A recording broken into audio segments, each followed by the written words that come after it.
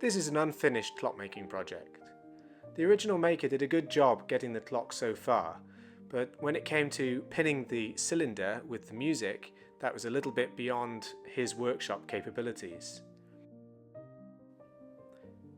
The current owner of the clock brought it to me to have music designed and pinned onto the cylinder so that the clock could be completed. The cylinder was fundamentally good.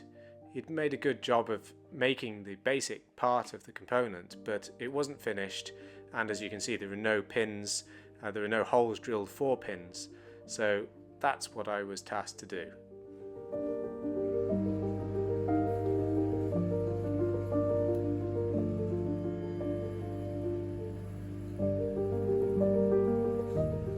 In the first instance I wanted to check that the cylinder was running true, and then I wanted to improve the surface finish, because once drilled and pinned, that's something that can't be revisited.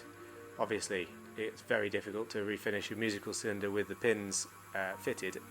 You simply cannot finish it in the way that I'm doing here. So something to get out of the way. First job was to improve the surface finish.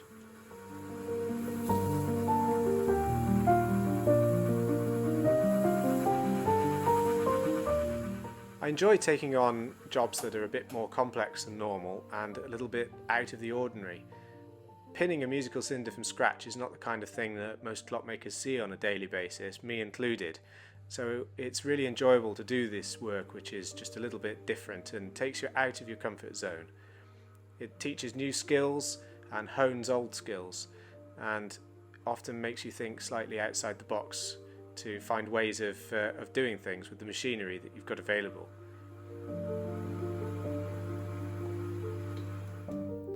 Now, with the cylinder prepared and the blue diecom applied in order to take some layout markings, I moved over to the tune selector lever. Now this is a sort of flat cam arrangement that indexes the cylinder between tunes. So it's important to know what the size of these steps are, to know how far it is shunting the cylinder over, and that will give me the spacing between each row of pins to fit the 4 tunes onto the cylinder. I had to do a little bit of work to tidy this up to make the steps even so that the rows of pins were going to be equally spaced, and it also needed tidying up with the surface finish so that it could move the cylinder over nicely.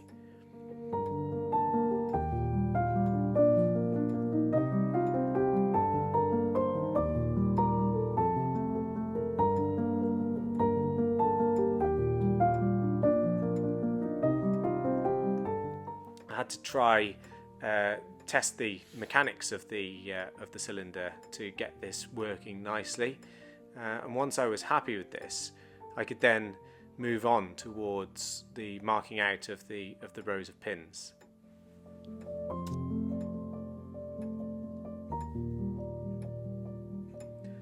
You can see as the tune selector lever is moved, it shunts the cylinder side to side. So that would put each different row of pins into the path of the hammer tails, so a different tune can be played.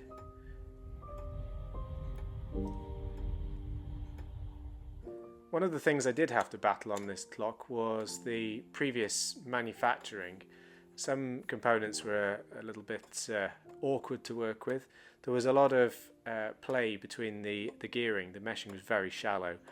So as you can see, I had to make sure it was rotated back into its lash before I could mark up the 0 location of where the hammers fall. That's an important starting point for a musical cylinder, to know essentially the start and stop position of the cylinder in relationship to the hammer tails. That is usually marked up on a cylinder either as a row of dots or as a line scored across the cylinder. I chose to score a line, so that I could always register the cylinder back again to the 0 position for the hammer tails.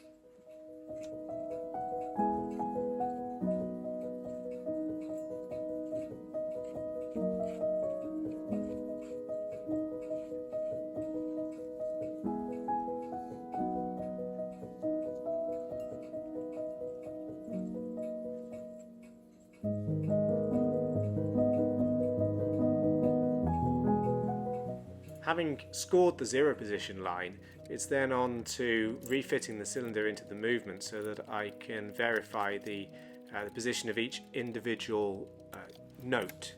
So each individual hammer tail is essentially a switch, if you imagine. It's like the key of a keyboard. You're pressing a key of a keyboard, and each of those is getting moved by a row of pins.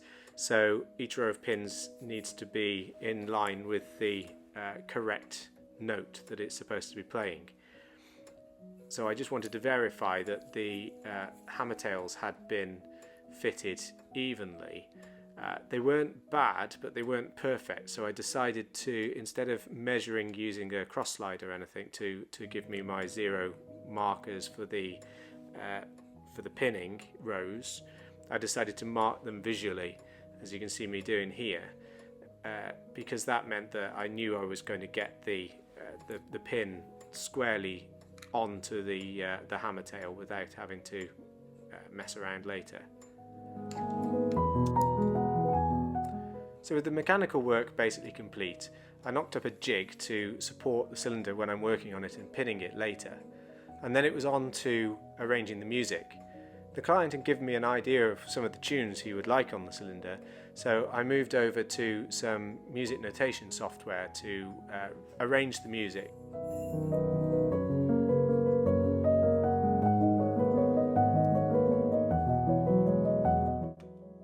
Once I'd arrived at the music as what the tunes were going to be, the next job is to actually compose them or arrange them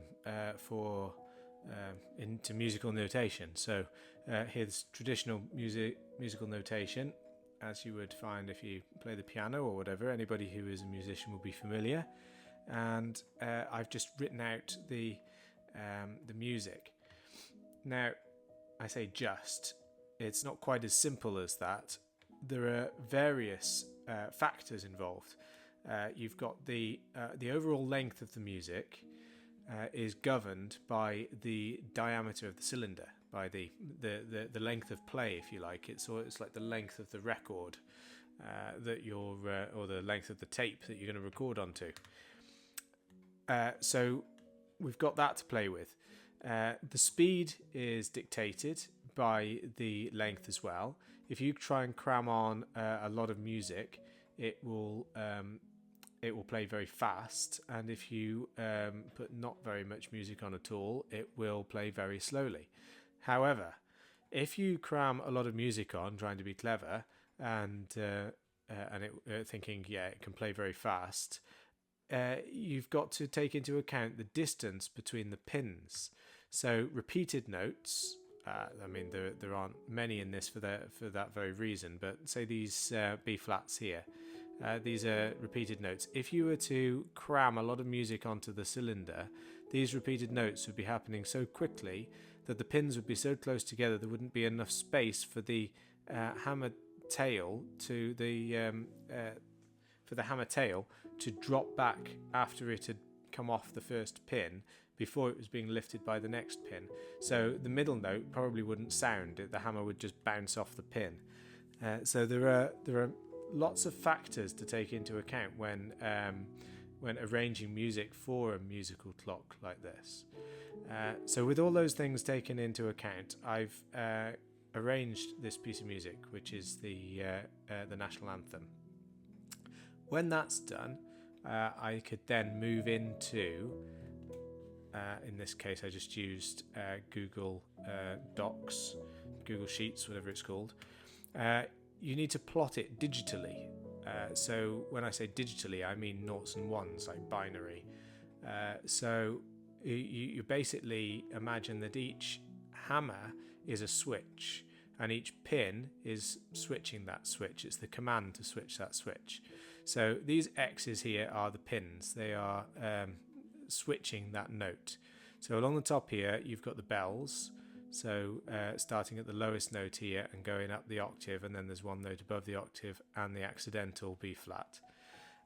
So with that, you can then start to plot. So looking at the piece of music on in the musical notation format, We've got it in a 3/4 time signature, which means we've got 3 crotchets. 1, 2, 3 crotchets. Now, coming back into here, these are essentially our crotchets, 1, 2, 3, and then a bar line. So that's the end of the first bar line there.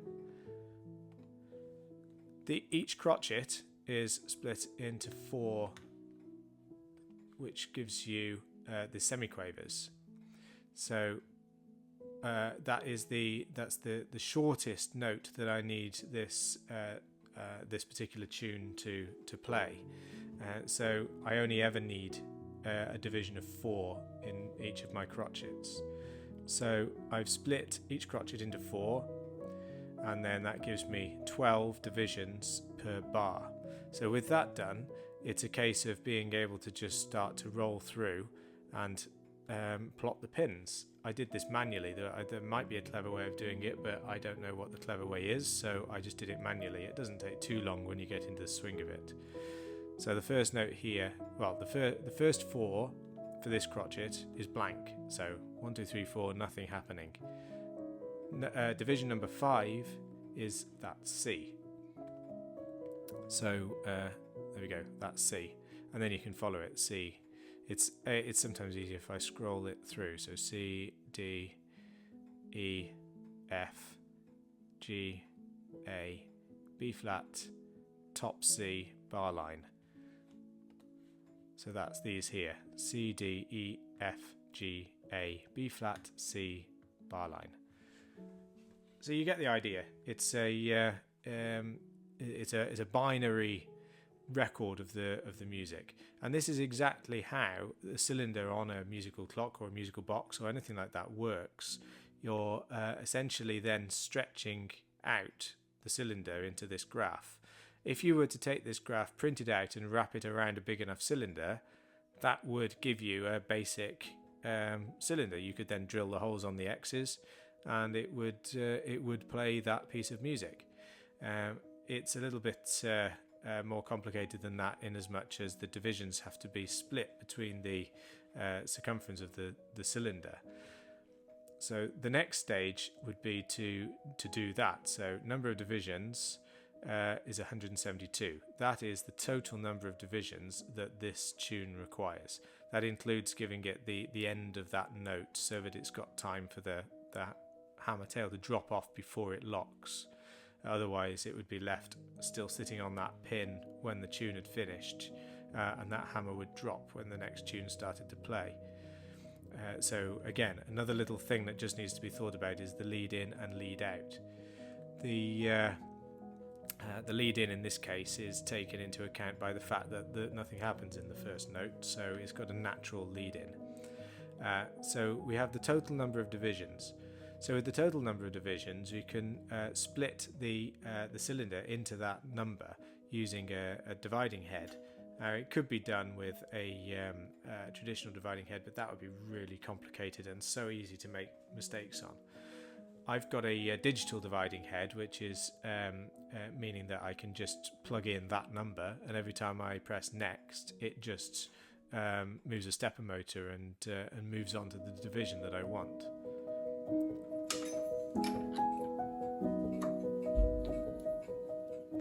So with the music now arranged and set up for pinning digitally, I moved on to setting up the machine. I decided to use my 102. There was a couple of options I could have used, but my 102 set up as if I was cutting wheels is the way of doing it for me.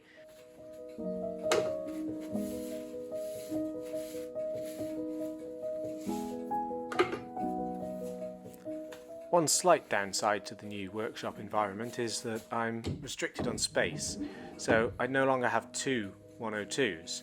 I've just got the one with everything sort of around me, so I have to build up and break down setups all the time, which takes a bit of time, but it's a compromise that I'm willing to make for the rest of the environment I've now got. It's the quality of life has improved so much in my workshop that I'm happy to spend a little bit of time building up a machine when I need to use it for a different setup. Even so, it is a bit of time To set up the machine, you have to set up the overhead drive belting and the vertical slide and the indexing equipment, etc., etc.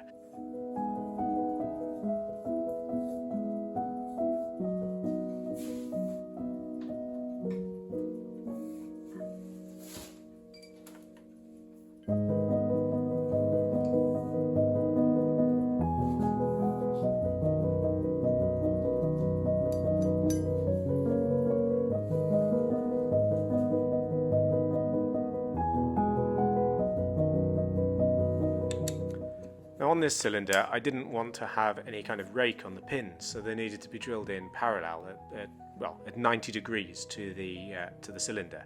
So I wanted to set up on the center line of the cylinder, and I did this by centering the milling spindle to the dividing head.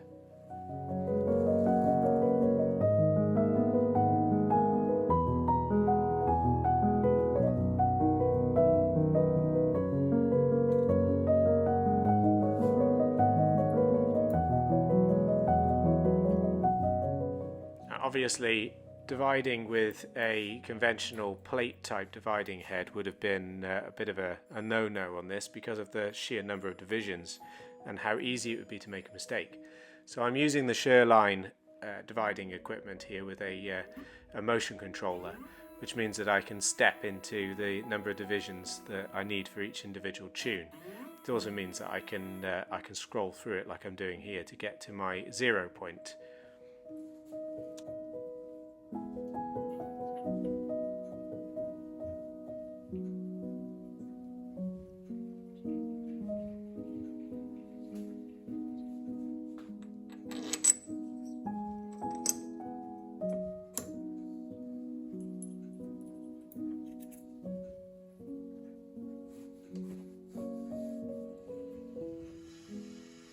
Now that everything is set up, I've got a drill in the machine and I've got my plot, my planning for each tune here in noughts and ones and the number of divisions that I need. I've got everything I need to complete the setup. So it's time to plumb in the number of divisions into the motion controller, and then I can start rotating the cylinder by each incremental division before drilling each hole for the pin. It's a laborious task, but it is an accurate way of doing it. There are other methods you could use, lower tech, which would work to an extent. You can actually essentially do it by hand. You can draw out a plot on a piece of paper wrapped around the cylinder, and you can literally drill through the marks on the piece of paper. That would work, and that is, I'm sure, how cylinders used to be made at some stage in some people's workshops back in period.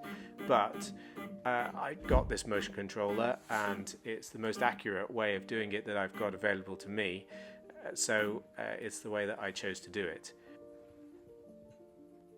Each tune has a ridiculous number of pins, so I can't remember off the top of my head without looking it up, but there are well over 1,000 pins in the cylinder, so it's a lot of drilling, a lot of indexing, and pretty mind-numbing. But you've also got to keep on your toes, because it would be so easy to let your mind wander, move to the wrong division, or think you're drilling a different note or something of that type, or be drilling the right note but on the wrong row, and you've instantly made a huge mistake. And that's not the end of the world. Mistakes could be plugged. You could put a row of plugged pins in and re-drill it. You wouldn't scrap the cylinder. And on cylinders in historic clocks and music boxes, you do see mistakes sometimes where they've plugged them. So everybody's human. But I wanted to try and keep on my toes and obviously not make any mistakes if I could avoid it. And you can see here the holes are starting to build up in the cylinder. It's starting to look a bit more like Swiss cheese. And to keep track of what I was doing, I was just marking off on my sheet after I'd drilled each hole, just so that I knew where I was on the plan.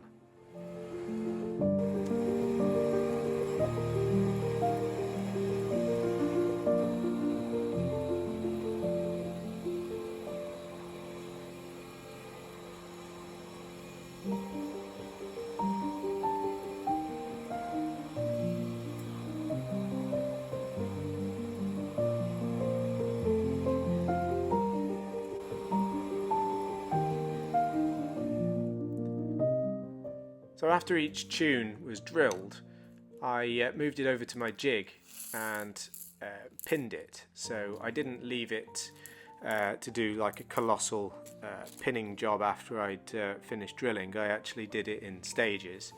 So I set myself up on the jig. I put each pin, I'm using brass tapered pins. It's not a music box, it is a musical clock, so I don't have to worry about parallel pins and steel pins and raking the pins and grinding them and all of those kinds of things that you do have to do with music boxes. The difference being that a musical clock is essentially a form of, I suppose, computerized switching. The pins are telling the switches to open and close, and the switches are the hammer tails, and the hammer tails are striking the bells. Now you do want to have the pins the right length. They need to be equal length, but it's not critical that they are ground into the clock. I found it perfectly sufficient to use jigs, so I had two slightly different sized jigs. I had one that I was using to nip off the pin slightly longer than I needed it, and then I had a steel one that I could file down to, so each pin was an even height. When I'd got the pin filed down to the same height, I then just deburred it with an exterior deburring tool, just to knock the edge off and to make the pin smooth. So as I was saying, the difference between a musical clock and a musical box is that the musical clock is a switching device, whereas the musical box, the cylinder actually is part of the resonance process of the comb.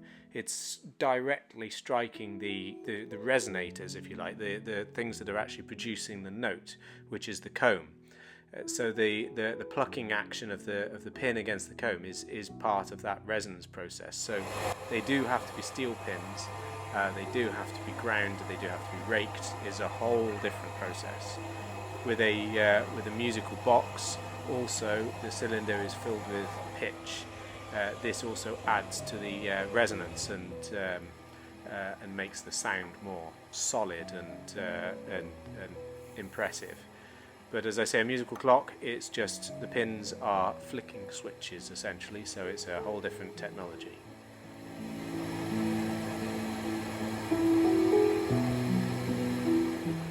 Now, when all the pinning was complete, I cleaned all the parts of the clock so that I could assemble it. Now, the actual clock movement itself needed a whole load of other work to overhaul it, to improve parts, to get it all working properly. But once I'd done all of that work, I cleaned the movement and waxed with microcrystalline wax to try and preserve the finish and prevent it from tarnishing too much in the near future.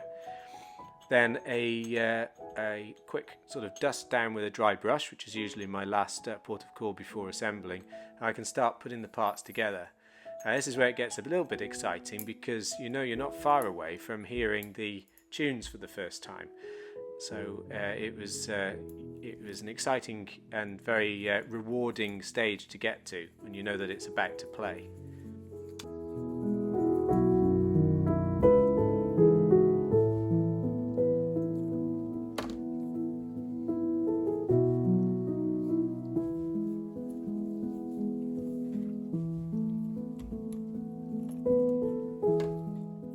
As a general sort of footnote, when I'm assembling a clock, you see here I'm using some isopropanol alcohol on the pivots.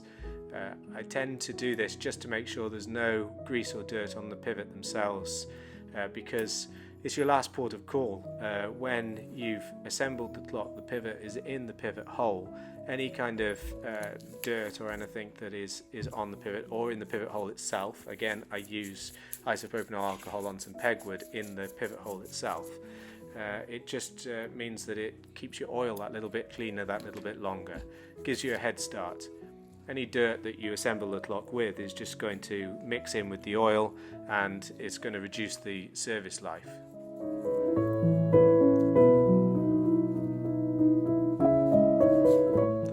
As I said, the most rewarding part is putting the cylinder into the clock and seeing what happens. I knew it was going to be there or thereabouts, but it always is a little bit of a hold your breath moment when you're just wondering, is this going to work as I intended it?